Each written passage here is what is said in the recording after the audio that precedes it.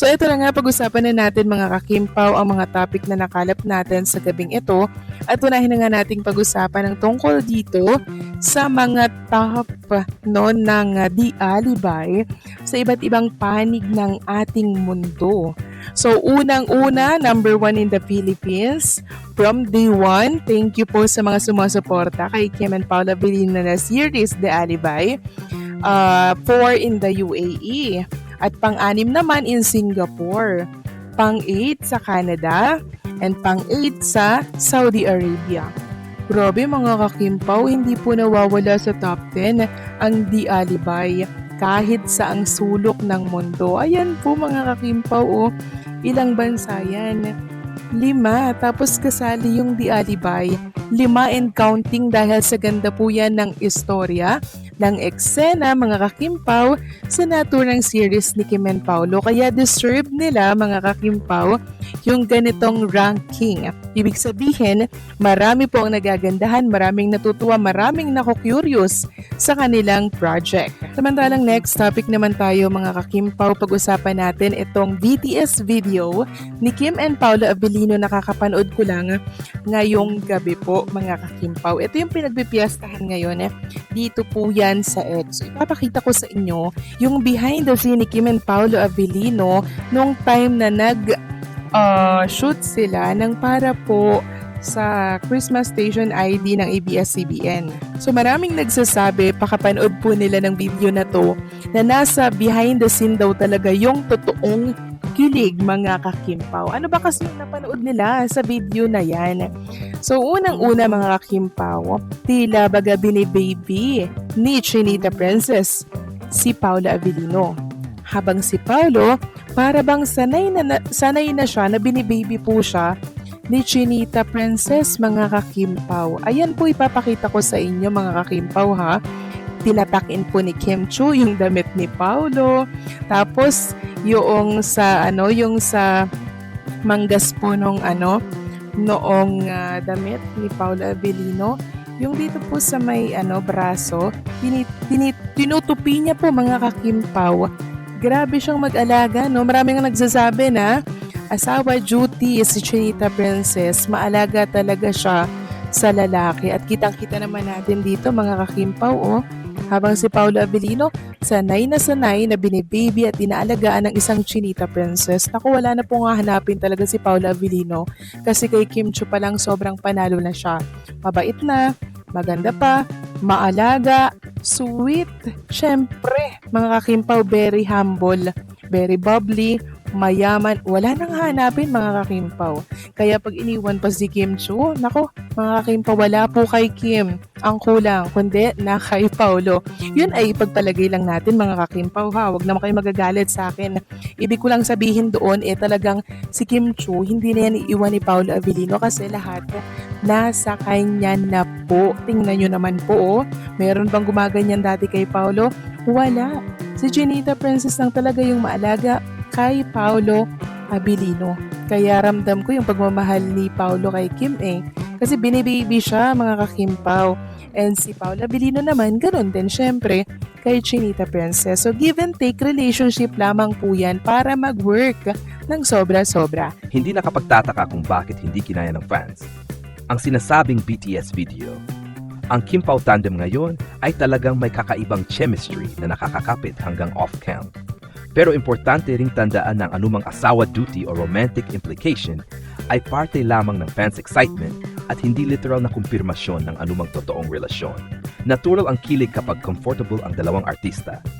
Kapag ang dalawang artista ay matagal na magkatrabaho, may tiwala sa isa't isa, at sanay na sa lambingan o sweet na eksena para sa camera, nagiging natural at effortless ang kilos nila. Kaya mas malakas ang dating sa viewers. Kung may BTS man na nagpapakita ng caring gestures, hindi ibig sabihin na may real-life commitment agad, kundi professional rapport at genuine friendship. Malakas talaga ang Kim Pao fandom. Kapag may maliit na interaction lang, nagva-viral agad. Ito ang patunay na sobrang invested ang fans sa chemistry at gusto nilang makita kahit ang behind the scenes na hindi nakikita sa TV. Minsan, isang tinginan lang nila ang fans, automatic hala, kilig overload. True kilig sa BTS o authenticity. Kung ano ang nakikita ng fans sa likod ng camera ay kadalasan sobrang raw at hindi scripted, kaya mas totoong kilig ang dating. Dito nabubuo ang narrative na may something. Pero ulitin ko, kilig does not equal confirmation. Chemistry does not equal relationship. Pero nakaka-good vibes, to be honest.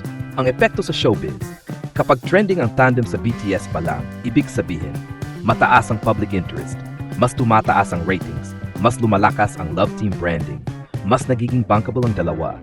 Kaya hindi nakapagtata kung bakit ginagawa itong highlight ng mga fan groups at pages. Kahit gaano ka-sweet ng BTS, tandaan nating respeto pa rin sa personal boundaries ng dalawang artista. Hindi lahat ng nakita ay literal at hindi kailangan pilitin ang narrative na magjowa sila sa totoong buhay.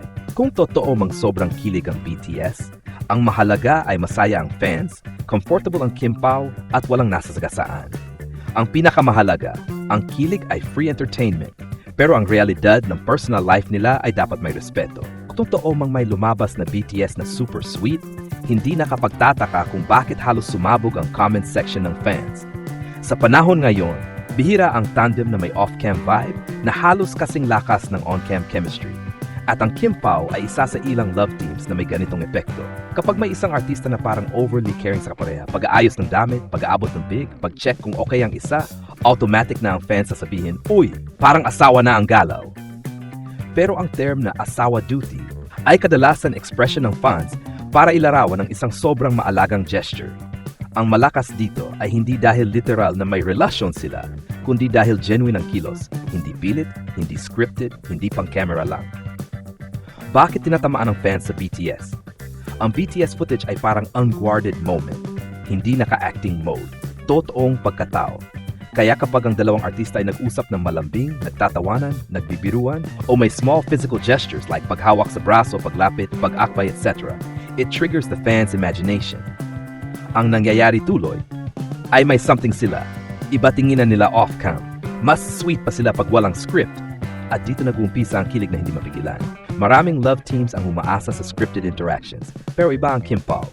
They look comfortable, relaxed, at very natural na parang matagal na magkakilala kahit bago lang ang proyekto. Ito ang dahilan kung bakit ang fans may sinasabing totoong kilig nasa BTS. Sa industriya ng showbiz, bihira ang pairing na ganito ka-authentic, kaya mas napapamahal sila sa audience. Kapag ang isang love team ay may BTS moments na viral, lumalakas ang fanbase, fandom culture, social media traction, support sa project, impact sa teleserye. Kasi ang viewers naniniwala na hindi lang on-screen ang chemistry nila. Ang ganitong klase ng hype ang nagpapataas ng appeal ng dalawang artista individually at as a pair. Habang nakakakilig ang lahat, dapat ding tandaan, may personal buhay ang dalawang artista. Hindi lahat ng nakita ay ibig sabihin real-life romance. May respeto pa rin sa boundaries nila. Hindi tama na i-pressure sila into confirming anything.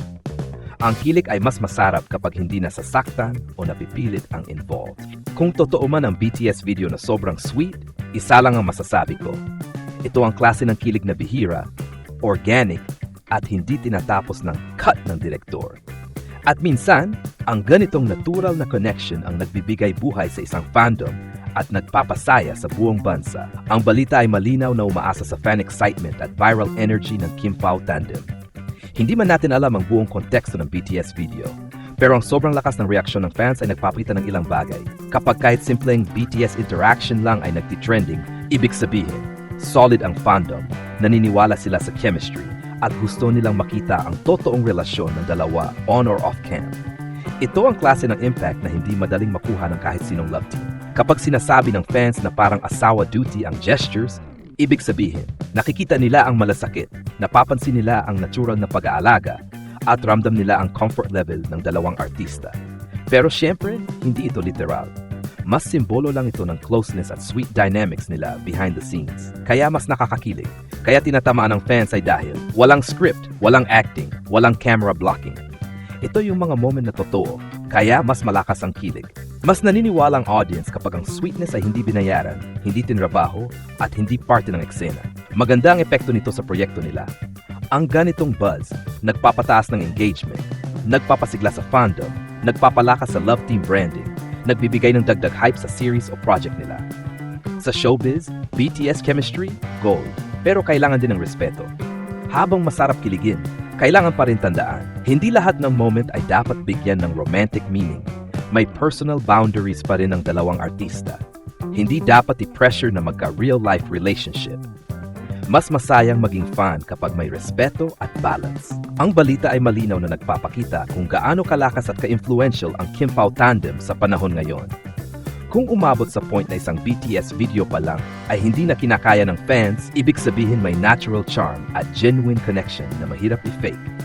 At para sa fans, wala namang masama kung magpakasaya at magpakilig basta't hindi lumalagpas sa personal na buhay ng mga artista.